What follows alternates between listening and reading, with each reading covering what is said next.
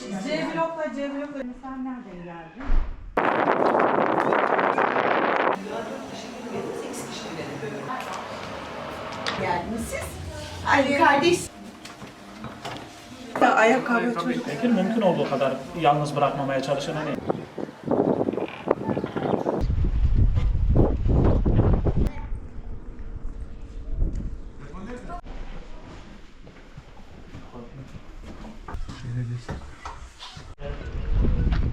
Tamam.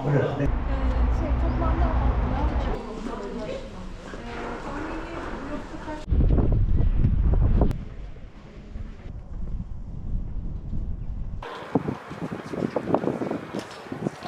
Şu anda Şanlıurfa'da dışarıdan ve içeriden evleri yıkılan, evleri girilemez halde olan gerek Adıyaman'dan olsun gerek diğer illerden olsun burada konaklayan misafirlerimiz var. Misafirlerimizde yapacağımız uygulama şu arkadaşlar. Bir daha önce sağlık ocağı sisteminde çalışan arkadaşlar bildirirler. Ev halkı tespit fişi vardı yani hane halkı tespit fişi.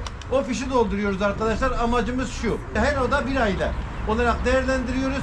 Bir kişi gelmiştir tek başınadır. İster kadın ister erkek. O da bir hane ise hane olarak dolduruyoruz. Amacımız şu. Biz oradaki kadınları, çocukları, aşılanmayanları, topu kanı alınmayanları, işitme taraması yapılmayanları, gebe izlemi yapılması gerekenleri, varsa bir bulaşıcı hastalık, varsa başka bir sorunu yerinde tespit etmek. Ulaşılamayan bir hekim varsa o hekimle olan ilişkiyi kurmak. Randevu yapılamıyorsa randevuyu sağlamak. Bunların tamamını sağladıktan sonra çevre sağlığı ekiplerimiz de su numunesi alacaklar. Su numunelerini aldıktan sonra da laboratuvarımıza gönderip analizlerini yapacaklar.